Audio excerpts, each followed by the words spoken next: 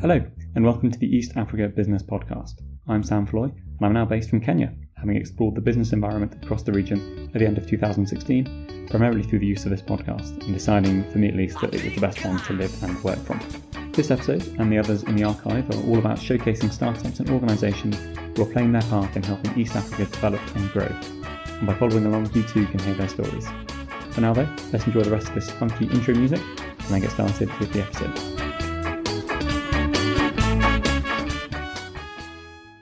One of the recurring themes through our conversations with agriculture companies is the problems with post-harvest loss.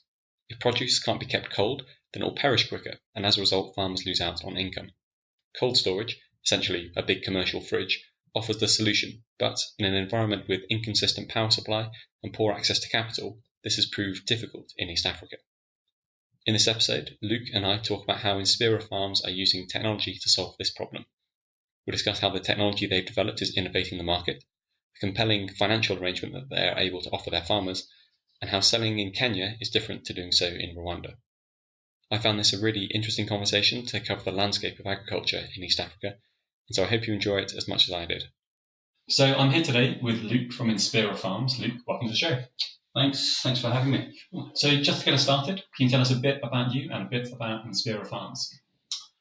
So I'm Luke. I'm a Kenyan citizen by birth and descent. I grew up on a farm in Zambia and then in Kenya. I'm from farming stock, and so always been involved in agriculture, and have recently worked on developing my interest in energy. And that's sort of where I ended up working for Inspira Farms, which is an off-grid agricultural technology company focusing on post-harvest solutions coupled with energy access and finance for smallholder farmers, small and growing agribusinesses. We primarily deliver cold storages and pack houses for horticultural produce, and we're in the process of rolling out a series of installations across Eastern Africa. Very cool. And just to the scale, how big is Inspira Farms? Inspira Farms is huge. We're a global company. We cover numerous geographies, and we've got a team of anywhere from 8 to 12 people, depending on how much work we actually have on at any one time. It was started in Guatemala, as the founders that's where their primary experience was and where they had the best contacts. And we have a number of installations in Guatemala. And shortly after that, they stretched over to Kenya and started working in East Africa. And we've recently consolidated down. So we now have a specific geographical focus on Kenya and Rwanda for the short to medium term, to sort of get the product out there, get the solutions working, really deliver on the quality that we're focusing on. So we are global, but our main focus is going to be at least on the commercial side in Kenya and Rwanda. Got it. And you said that you're about solving problems post-harvest. So is that basically I've got my food out of the ground and then there's a problem? So in the tropical region, which is where the vast majority of the food that we eat is grown, it's something around 70% of the food that we actually eat on a daily basis is grown by smallholder farmers across the tropics. And currently the sort of current calculations are roughly 30% of that food goes to waste before it even reaches the processing. So it's from between the farm gate and the processor, that food will go to waste. And what's happened to it? It's being lost because of a lack of post-harvest solutions, whether that's value addition, but actually majority of it is because of a lack of cold storage solutions, the ability for the farmer to aggregate produce in a controlled environment, and actually then, send that to the market. They're at the mercy of buyers, at the mercy of harvest schedules, and if you can't store your produce, you have to get it to the market as soon as it's harvested. And so it's a huge issue if that simple basic. Yeah. So if you can't cool down your food, then it goes rotten more quickly. Yeah. If you pull a carrot out of the ground and leave it on the shelf for a few days and see what happens, or a tomato or broccoli, whatever it is. I mean, different foods have different storage requirements, but that's why we have fridges. It's just at home we need small ones, and on the farm they need bigger ones. I see. And why has East Africa not had big fridges up to now? It's not just East Africa, it's the world over. To be honest, small scale, suitable technologies for smallholder farmers and small and growing agribusinesses, it just hasn't existed. Cold storages typically have been larger, very energy intensive. They require more permanent infrastructure around them, typically a brick and mortar style structure with insulated panels built in. The technology is also heavily dependent on energy, and so you need good quality energy consistently, which is also not available in a lot of rural areas. As well as that, you have problems with the tech, with the cost of technology. It's typically expensive, and smallholder farmers are often cash constrained. At the same time, they don't have access to the same financial resources that a lot of us do, bank loans, etc., for a number of reasons. One, because of their business size, and two, because when you take a bank loan, usually you have to have some form of collateral, and very, very few banking and financial institutions will provide a loan of any basis on a brick and mortar structure for an agricultural company. I see. So how are you able to do it? So we've reinvented the way we look at the whole structure and the technology and the cold storage. There's 4 key components of what we do. The first one is the structure itself. We build standalone modular structures. They are sandwich panel, steel framework structures with a whole load of innovative insulation boosting and modularity improving features in them.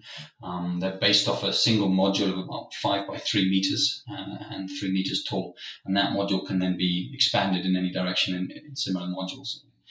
And those structures are completely standalone. They can be built anywhere in the world. They're self-sufficient.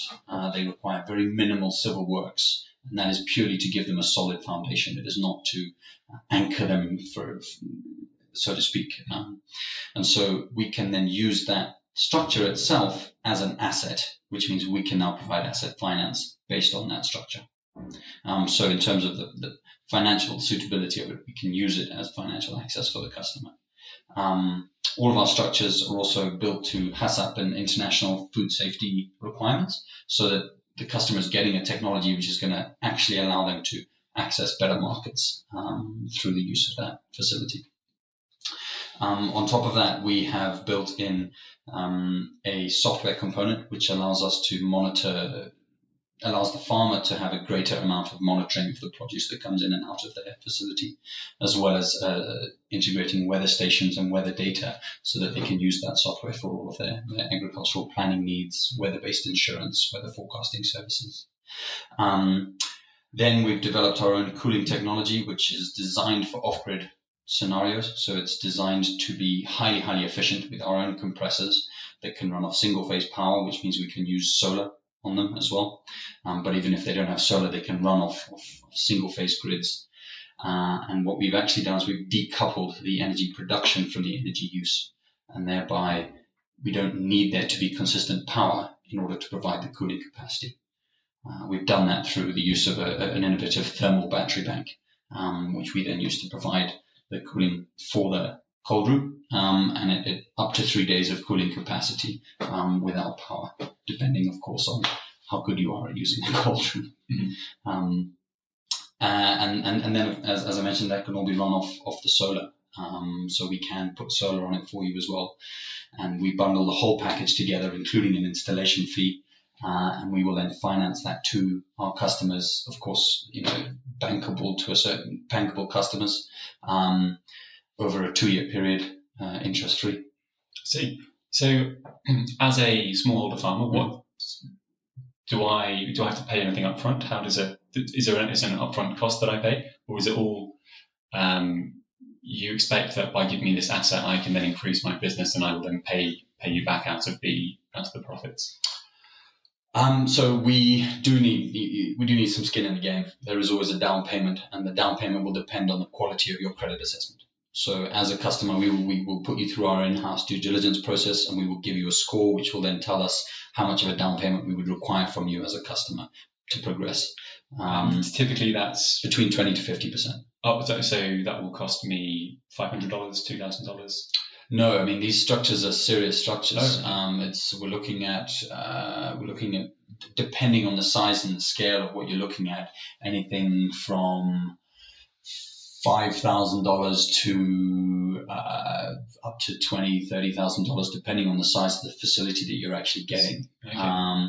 But when you think about cold storage, paying $5,000 for a 45 cubic meter cold storage and having that delivered without having to pay anything else is actually incredibly market wide. Is a very, very decent offer. And we've consistently found ourselves to be within the lower bracket of the price for cold storages as a whole unit, the total cost, and the fact that we're allowing to pay that off over 2 years without interest there's actually nothing else like that currently that I've come across, at least. I see.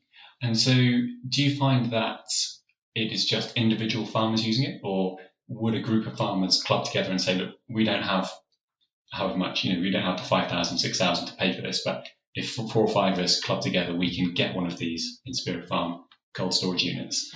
Did you ever find that happening? Yeah, I mean, we like to work with businesses primarily, and whether that business is a single ownership limited company or whether that is a farmer group that has come together and created a company themselves, we need a bankable entity basically at the moment. And so we need someone who, whether it's a single farmer who has the capacity to use the full cold storage, or whether it's a group that comes together. But we've also experienced entrepreneurs who want to establish aggregation centers to buy from farmers, aggregate produce and sell at a better rate to the market. Oh, so they're not actually doing the farming themselves? Sometimes not. We don't necessarily have although what we're targeting is the impact on the smallholder farmer at the end of the line. If a smallholder farmer is not producing enough to take full advantage of a cold store, then there's no point in selling one to him. But if there is enough farmers in an area and they're all experiencing heavy losses, it does make a lot of sense for either an entrepreneur or a business or an off-taker to put in place an aggregation center to try and reduce the losses that those farmers are having and increase their and reduce their logistical operational costs of getting that produce back to their processing site.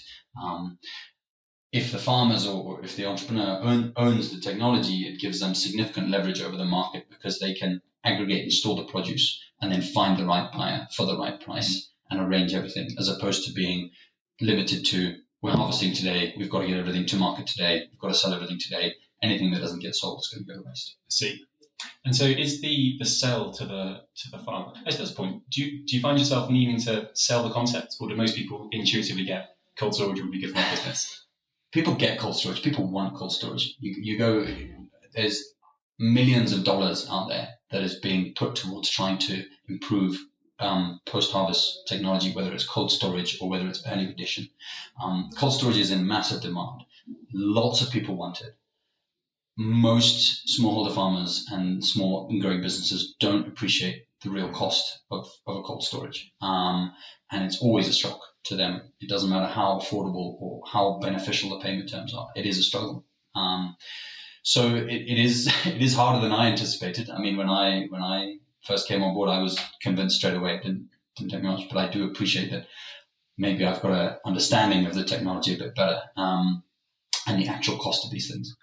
The analogy I always use is that if you want to drive, you have to buy a car. And, no car comes at 50 bob. So, but if you don't know the cost of a car, it's always challenging to explain the value. And have you found any particular anecdotes or analogies or anything that's sort of been able to make it click with people? They've said, oh, now you've said it like this, or now you've said, if you use cold storage, you can expect the price you pay to the price you receive to increase. Any of those sorts of things particularly work? It's actually a very easy process to demonstrate the value of these things. And once you've started engaging with the customer and got a bit of an understanding about their business needs, what we do is we go through a quantification process where we figure out what the value of the losses they're currently subjected to are. And is that are those losses just made up from the amount of food they can't sell, or is there also they're getting a lower price for their goods? So it'll be a couple of things. It'll be graded. So whether it'll be grade A, which is going to the premium retailers, then they're getting a lower price for grade B and C. Then it's also rejected due to international requirements. So for example, the big exporters have got clear requirements for their beans. And if there's any blemishes or any wrinkling or any defects, then they will be rejected. And depending on the exporter, they'll either pass that loss back onto the farmer, or they'll share the loss with the farmer, or they'll take on more or less of the loss, depending on the exporter. But basically, at the end of the day, the farmer is missing out on produce that, if he had the ability to store and aggregate good quality produce, he's missing out on, between 15 to 45% of his income. I see. And in theory, if beans go into a cold storage, they won't wrinkle. They will significantly delay the enzymatic and microbial development of that produce significantly. It's the same as leaving a tomato out the fridge or putting it in the fridge. It lasts a lot longer. And that's just with cold store, just with cooling. And our cold storages actually have more technology built in to try and prolong the life even further. High humidity, for example, as well as ethylene filters, which reduce the ethylene content in the environment. Ethylene is the ripening hormone. It's why you put bananas and avocados together to make them ripen quicker. It's the hormone that's released, and it removes that from the environment, which extends the shelf life of the produce. So the farmer can harvest when everything is ripe. When that is ripe, he can harvest it. He doesn't have to harvest everything at the same time and try and get the best price for those produce. He can harvest everything at its optimum, store that, aggregate the produce, and then find the buyer at the right time. Okay. And if I was to go inside one of these cold storage units, is it that everything is sort of partitioned off, or is it kind of just like a big open fridge? The base model is it's a big box, basically. It's a big insulated box. It's got stainless steel checker plate flooring with integrated drainage. It's got sanitary curves in all the corners, which is a requirement of most food safety, international food safety requirements. It's got integrated LED lighting in the ceiling. It's got a massive door on it, but at the end of the day, it's a big box. We can assist and supply shelving or other sort of internal bits, but segregation is not usually something that's needed in cold storages, because you're looking for a big open space to store big volumes of produce. Yeah. And are a lot of these on the farm? A lot of these units, would it be that you have where the farmer lives, you have their fields that they do the farming, and is it whereabouts in the sort of whole setup is the actual box? Really depends on the size of the farmer. We've got a large-scale mushroom producer, probably one of the biggest, if not the biggest in the region, in Rwanda, and we've built his right on site. And we're also building another one in Nairobi soon that will be at the processing center. So they're going to start their cold chain from the processing end and then build it back down to the farmer level. So we've got both ends. And it really depends on the customer's needs and where the immediate losses are being felt most and where the immediate benefit is going to be felt most. But what we're finding is that we're starting with different customers at different points and then building the rest of them in further down the line. I see. So in the example of the processing plant, the idea is that they will then continue to buy more of these units, as you say, later down the line. We've already lined up the next unit that they will be going in with. What we want to do is build the first one on their first site, give that a couple of months, and then build the next unit in and help them to access cold trucks through some of our network, either a leasing or a permanent deal, so that we establish a cold chain. Because at the end of the day, there is no point in having a cold store unless you have a cold chain to go with it. You need the links in the middle to make it worthwhile. I see. Well, yeah, that's the point. So if it has been, let's say it's been cooled in the cold storage, and you don't have do you need the refrigerated lorries to then transport it, or is it okay to put it in a normal lorry and then put it back? I'm trying to think from a health and safety. It's not ideal. I mean, once you've established cold chain, it's ideal to keep it cold. There's other ways people are using it at the moment, for example, running it very early in the morning when it's cold enough outside to try and restrict that. But I mean, ideally, you need cold transport between cold trucks, between cold stores. Got it. Have you got many customers here? Is it the sort of thing where you've got lots of big customers, lots of little customers, or are you still finding that you're going to people and you're saying we're Inspira Farms, and they're like, who? Or are you sort of getting a bit of a reputation? We're definitely getting a recognition. It's increasingly shifting towards people calling me, away from me calling people. A lot of that has been to do with our focus on customer delivery, and the customers that we do have that are buying, we are trying to make sure that we are delivering exactly what we want to them, and developing a reputation of quality and customer quality delivery. And because of that, we are getting a lot more calls to us and inquiries directly to us regarding our technology and recognition of our brand in international arenas and events. When people see us, they know who we are. And so we're definitely shifting in that direction. At the same time, it is an investment, and so it does take time for people to go through this, and so it is, it's not a 2-day sale process. It's definitely, a couple of months to actually work through and make sure we're really giving this customer what he needs. I see. And so is it like you have account managers that do that, or is it? We've got a really good team, and we try and offer. Bring different people in at main times. I run the operations out here, and I'm sort of the main customer engagement face-to-face out here. We have financial and admin assistants locally who then help us with the due diligence and engage with the customer on due diligence. We've got a brilliant team in Italy which offer us a vast array of technical experience for the customer in terms of what solution is going to be best for them, what scale they should be looking at, how they can grow, and a whole bunch of other technical bits and pieces that go into that. We also have our MD in the UK who comes out and offers some great face-to-face time, and both him and the technical director have had years and years of experience engaging with developing agribusinesses in the tropics, and so they have some very valid knowledge which they can offer. And so we have a rounded approach to it, but we do most of it in-house at the moment, as we try and build on that customer quality delivery. Got it. Out of interest, is there any main difference between your Kenyan customers and your Rwandan customers? Yeah, I mean, there is.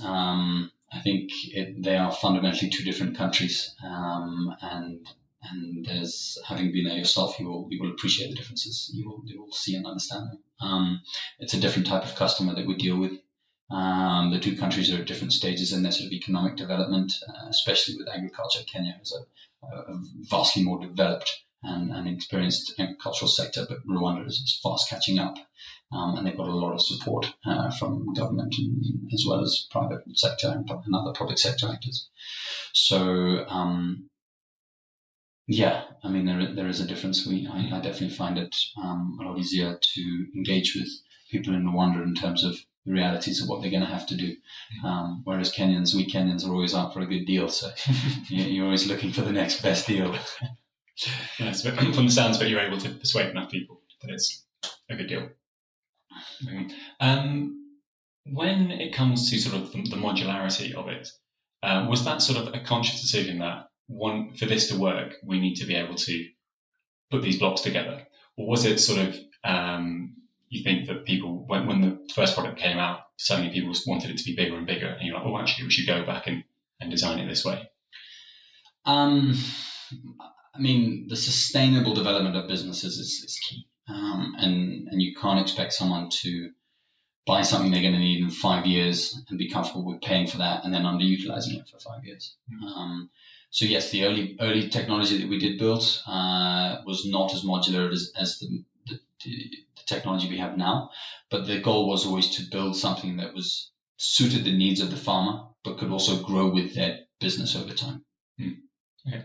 And have there been any particular surprises that you've had in the past, since you started it? Anything that you came into and you were like, right, this is going to be this, and then you get into it and suddenly it's almost the complete opposite? Yeah. Why aren't we selling more? I mean, I sit at a conference and I'll sit all day and listen to people complain about the lack of asset finance for agricultural technology, the lack of suitable cold storage facilities, the lack of suitable partnerships and people willing to partner to develop their agribusinesses. I'll stand up at the end of that conference and say, by the way, I've got small cold storages that I can give you interest-free asset finance on. Come and talk to me. And it'll go almost nowhere. Everyone will shout, jump and scream and say yay, but then it'll go nowhere. So Yeah, still to this day, it surprises me that someone can put their hand up and say, "I want this," and you say, "Great, I've got this," and then it doesn't progress. It still surprises me, but we'll get there. I mean, it's not. It's just as I said, Kenyon's always after a good deal, and so when one comes up, maybe it's just too good to be true. So. Yeah. I mean, in talking about, I mean, have there been people trying to imitate you? So the cooling technology and the energy integration technology is our own, and we're developing patents for that right now. And so that is something that we have developed over a number of years. And when I say we, I mean I have been on the fringes of it, but the engineering department and the managing department have been really focusing on developing that and fine-tuning that specifically for the needs of the customers that we're dealing with. On the structural side of things as well, we have tried to reimagine the way we do things, and cold storage is built with sandwich panels. So what's a sandwich panel? Sandwich panel is basically a polyurethane cell caked in, cladded in aluminium or some sort of plastic or aluminium sheeting. So it's a big, it's like panel. It's like aluminium thing in the middle, aluminium. No, so it's like either a foam. They have them with what's the white stuff you pack boxes with? Like polystyrene, that kind of stuff. Yeah, so you can have them polystyrene, or you can have what they call a polyurethane, closed cell polyurethane, which is just a slightly different insulation structure. But it's just rigid insulated panels of varying densities and varying widths, and so that's pretty much what cold storage is built with. And most people will build them into brick and mortar structures or permanent structures. And so you need a permanent infrastructure on site to build these typically. And what we've done is we've designed a way to do it without the brick and mortar structures, and allow us to build standalone and allow us to be modular and certifiable and off grid and all the rest of it. And so that's, in a way we've reimagined the way we do this. But at the same time, there are, as I said, the demand for cold storage and small scale and off-grid cold storage is huge. And so there are other technologies out there that are building up, but we are all still, I suppose, in a relatively early stage. And trying to gain market penetration is key for all of us. Very cool. Right, so we'll just do a couple more questions. That's all right. If you were to fast forward 3 to 5 years, what does Inspira Farms look like? Fleets of Ferraris. For your farmers. For the farmers, for us. What we want to do is we really want to focus on getting units out in East Africa primarily, at least on my end. I know that we have a number of strategic projects with large-scale corporate off-takers across the world. Guatemala with Unilever and Cisco and Target, and a number of others in Zambia and in South Africa as well, with various different major corporate off-takers. But our focus on the commercial end, in terms of the direct sale end to customers, is to get, if we can get 100 units on the ground in the next 3 years, we'll be looking really good. And in the process start getting more of a geographical presence and spreading the geographical presence. But the primary focus for me at the moment is delivering units in the 2 regions where we have units already and where we have operational capacity, and making sure that we deliver on the quality and the promises of those, proving the business model, proving the return on investment to our investors, proving the finance model, which is, to be honest, it's mind-boggling. There's no one else offering interest-free asset finance on structures. So if we can prove that, we're going to change the space substantially, and that will open up a whole load more opportunities for us as well. Fantastic. And people listening at home, how can they follow the story? You've got to look on the website. Really. That's inspirafarms.com. Inspirafarms.com, yeah. Inspira Farms, however you want to say it. We're attending a number of events. We've been attending a number of events recently. Sunculp and the agri-logistics event, which we sponsored recently. We'll be attending a lot more events in East Africa over the coming few weeks. And we were recently actually selected for an award in Berlin. Bear with me while so we were recently selected as one of the 3 finalists for, sorry, I'm going to have to try and take this on. So startup. So we were recently selected as one of the 3 finalists for the Startup Energy Transition Awards, which will be happening on March 20th in Berlin, which is great. It's always good to be, recognized for what we're doing amongst that. And so we'll have a team there. I will be attending a number of events over the coming months here in Kenya and Rwanda. The All Africa Post-Harvest Conference at the end of March, at the University of Nairobi. Then there's the East Africa Post-Harvest Conference in May. And we'll be engaging in a lot more of that. But yeah, we're on LinkedIn, we're on Twitter, we're on Facebook, we're on all of the relevant platforms that I don't engage in. But the main point of focus is going to be the website, inspirafarms.com. Fantastic. And I'll link to all those in the show notes as well. Perfect. Cool. Well, Luke, thanks so much. No problem. Thank you. Thank you for having me. Before we head, just a quick moment to say thank you for listening. You can see the show notes of this episode by heading to samfloy.com/podcast and then searching for the episode title. That's samfloy.com/podcast. Now, a few people have got in touch and have been asking about how this podcast came about. And well, it all started when I took a one-way flight to Rwanda to seek out business opportunities across the region. I'm now at the stage of formulating a bit of a plan of the business I want to go into, based on all of these podcast interviews, and we'll be keeping a record of what I get up to on my blog. And so if you're interested in being kept in the loop, you can sign up to the newsletter there. Again, it's samfloy.com. Also, if you have any questions, comments, or feedback about the podcast, or indeed anything, please feel free to email me, podcast@samfloy.com, and I'd be very happy to chat. In any case, have a great week and speak to you soon.